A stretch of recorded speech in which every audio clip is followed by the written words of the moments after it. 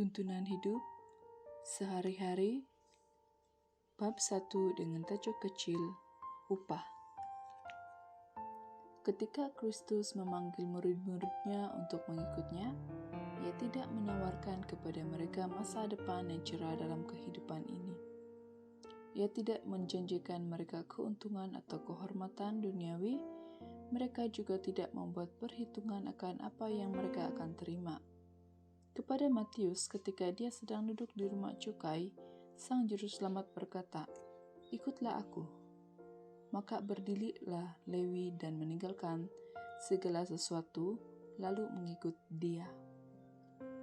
Lukas 5 ayat 27 dan 28. Sebelum memberikan pelayanan, Matius tidak menunggu untuk menuntut gaji tertentu sama ada dengan jumlah yang diterima dalam pekerjaan sebelumnya. Tanpa bertanya atau ragu, dia mengikut Yesus. Cukup baginya untuk bersama Juru Selamat agar dia dapat mendengar kata-katanya dan bersatu dengannya dalam pekerjaannya.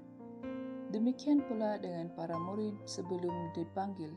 Ketika Yesus memerintahkan Petrus dan teman-temannya supaya mengikutinya, segera mereka meninggalkan perahu dan jala mereka.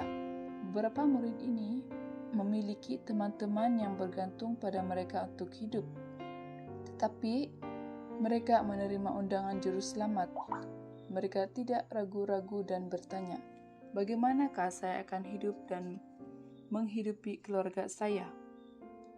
Mereka patuh pada panggilan itu, dan ketika kemudian Yesus bertanya kepada mereka, "Aku mengutus kamu dengan tidak membawa pundi-pundi bekal dan kasut.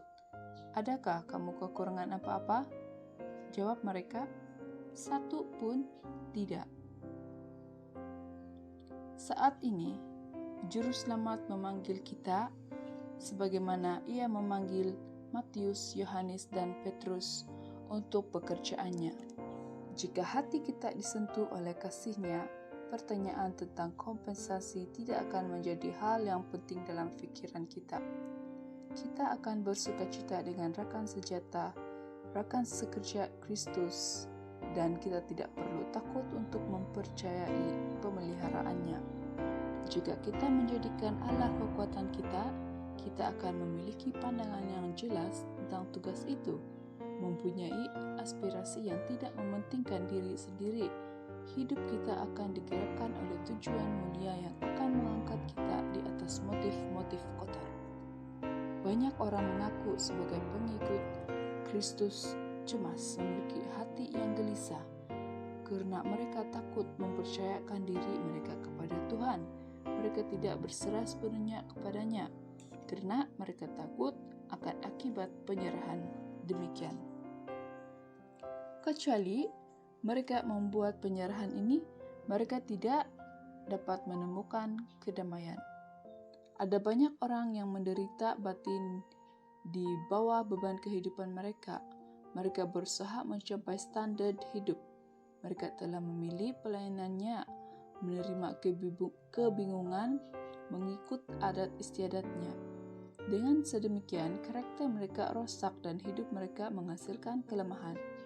Kekhawatiran terus-menerus mengeroti kekuatan hidup. Tuhan kita menginginkan mereka untuk membuang kuk perhambaan ini.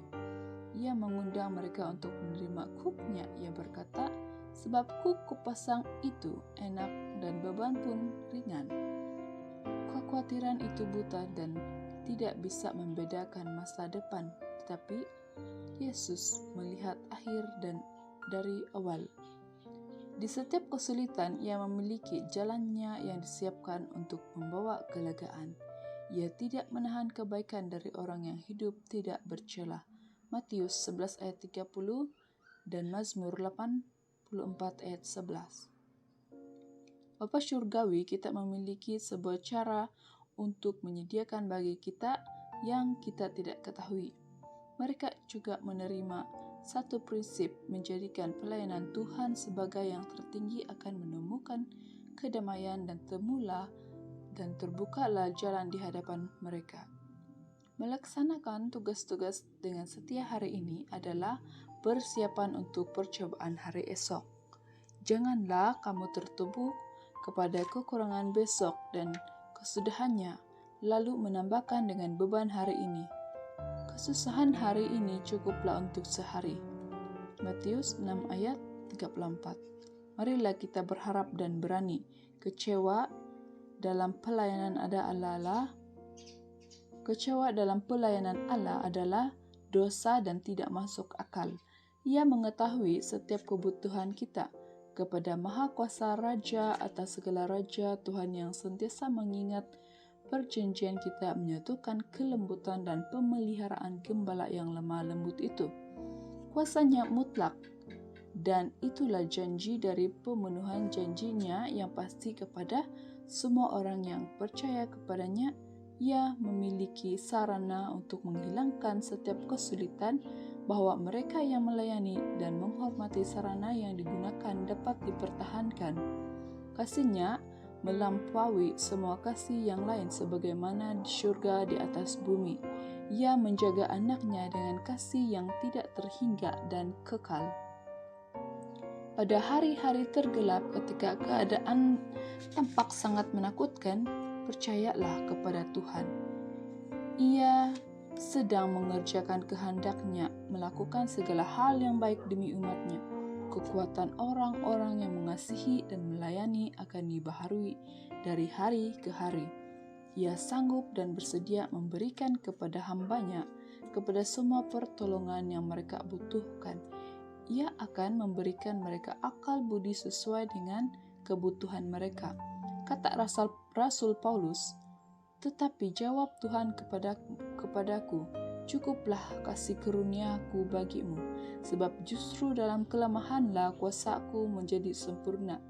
Sebab itu terlebih suka aku bermegah atas kelemahanku, supaya kuasa Kristus tuntun menaungi aku. Karena itu, aku akan senang dan rela di dalam kelemahan, dalam kesiksaan, dan di dalam kesukaran, dalam penganiayaan dan kesesakan oleh karena Kristus. Sebab jika aku lemah, maka aku kuat." 2 Korintus 2 ayat 9 dan 10.